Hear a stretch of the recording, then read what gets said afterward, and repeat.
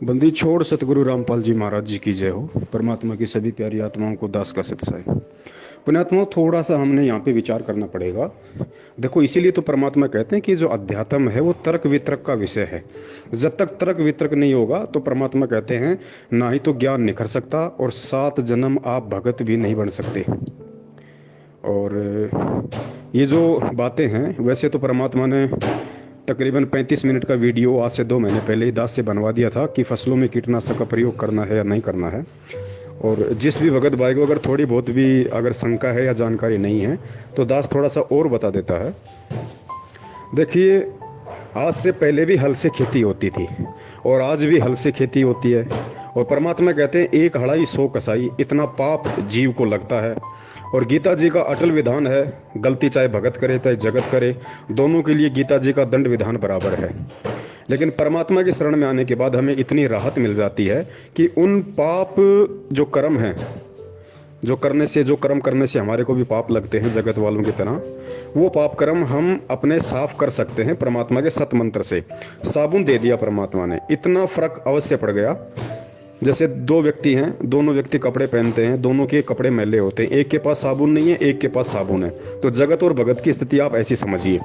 तो भगत जी, जो हल होता है खेत में चलता है, जितने जीव मरते हैं वो पाप दोनों को लगता है। अब देखिए, पहले भी खेती हल से होती थी और आज भी खेती हल से होती है। फर्क इतना है, पहले बैल वगैरह या ऊंट वगैरह से होती थी, आजकल ट्रैक्टर वगैरह आ गए। है तो बात वही, खेती पहले भी हल से होती थी, खेती आज भी हल से होती है। लेकिन क्या भगत जी पहले कीटनाशक का प्रयोग होता था? पहले कीटनाशक का प्रयोग नहीं होता था। कीटनाशक का प्रयोग अब होने लगा है। क्यों होने लगा है?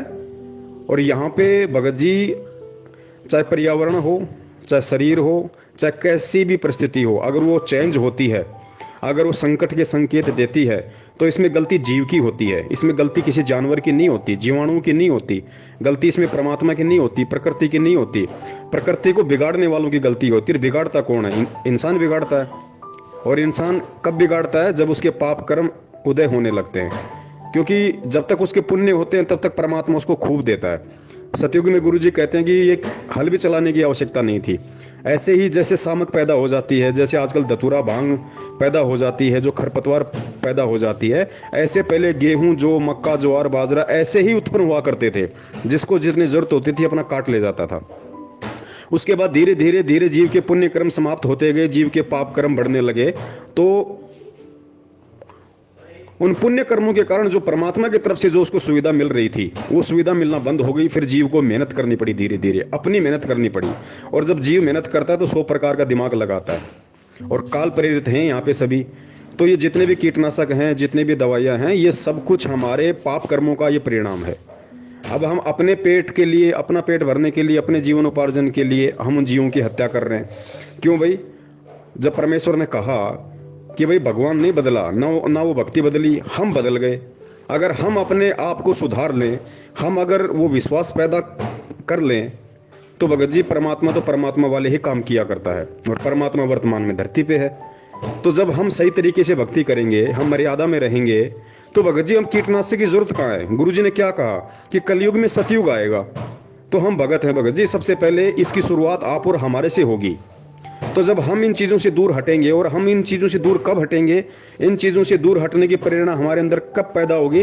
जब हमको ज्ञान समझ में आएगा, जब हम गुरु को परमात्मा मानेंगे, तो अब ऑटोमेटिक हमारे अंदर विश्वास उत्पन्न होगा। और जब विश्वास उत्पन्न होगा तो परमात्मा ने तो यहाँ तक कह दिया कि बेटा, अगर ऐसी कोई परिस्थिति आ गई तो शाम को जो बर्तन तेरा आटे से खाली हो गया था, सुबह परमात्मा उसको भर देगा। कहाँ हल चलाने की जरूरत, कहाँ कीटनाशक की जरूरत है? तो भगत जी, हमने इन बातों पे विचार करना पड़ेगा। इसमें उन जीवाणुओं की गलती नहीं है जो उन पेड़ पौधों को चट कर जाते हैं। इसमें गलती आप और हमारी है, क्योंकि हमारी भक्ति विधि सही नहीं थी, हमारे जो कर्म है वो सही नहीं थे, जिस कारण से हमारे पाप कर्मों के कारण ये सब कुछ परिस्थितियां पैदा हो रही हैं। अब परमात्मा ने हमें वो पुण्य बनाने का तरीका दे दिया। अब हम वो पुण्य उपार्जन करेंगे। पुण्य उपार्जन करेंगे तो हमारी भक्ति विधि के साथ साथ जो सांसारिक क्रियाएं वो भी ठीक होंगी, सुचारू होंगी। तो हमें कहाँ जीव हत्या करने की हमें जरूरत पड़ेगी भगत जी। तो इस प्रकार से परमात्मा धीरे धीरे धीरे धीरे वापस उसी स्थिति को ले आएंगे, क्योंकि कलयुग में सतयुग लाएंगे। कलयुग में सतयुग लाने का मतलब है कि सब कुछ वैसा ही होगा जैसा सतयुग में होता था भगत जी। सब कुछ वैसा का वैसा। ना कोई जीव हत्या होगी, ना कोई दुष्कर्मी होगा, ना कोई बलात्कारी होगा, ना कोई गंदी सोच वाला होगा, सब लोग स्वस्थ होंगे। तो इस तरीके से अब सवाल ये भी उठ सकता है कि भाई फिर तो अगर कोई भगत अगर बीमार हो गया, बुखार हो गया और कोई रोग हो गया, फिर तो उसको भी दवाई लेनी पड़ती, इंजेक्शन लगवाने पड़ते, और इंजेक्शन से फिर वो जीवाणु मरते शरीर में। भगत जी यहाँ पे बात हो रही है फसल की। इंसान में और फसल में अंतर है, क्योंकि इंसान का जीवित रहना ज़्यादा ज़रूरी है, फसल का जीवित रहना उतना ज़्यादा ज़रूरी नहीं है। क्योंकि ये इंसान शरीर से हमारे को भक्ति करनी है, हमारे को परमात्मा की प्राप्ति करनी है, इसलिए शरीर का स्वस्थ रहना बहुत आवश्यक है। तो कुछ ऐसे कर्म हैं जिन पे परमात्मा छूट देते हैं हमारे को, कुछ ऐसे कर्म हैं जिनकी परमात्मा ने हमारे को छूट दी हुई है। तो यहाँ पे फसल का और शरीर का हमारे को ये भी अंतर समझना पड़ेगा, क्योंकि शरीर से हम फसल पैदा करते हैं, हम फसल से थोड़ी ना कोई शरीर पैदा करते हैं भगत जी, और शरीर से हमारे को भक्ति करनी पड़ेगी। तो शरीर का स्वस्थ रहना जरूरी है, और धीरे धीरे ये भी फिर एंड हो जाएंगे जब हम भक्ति सही करेंगे, मर्यादा में सही रहेंगे। तो जिस प्रकार परमात्मा उन जीवाणुओं से हमारी फसल की रक्षा करेगा, ऐसे ही भगत जी कीटाणु से हमारे शरीर की भी रक्षा करेगा। लेकिन ये दोनों स्थितियां तब होंगी जब हम परमात्मा पे विश्वास करेंगे, जब हम सही भक्ति करेंगे, मान लीजिए प्रत्येक मर्यादा में चलेंगे, तब होगा ये।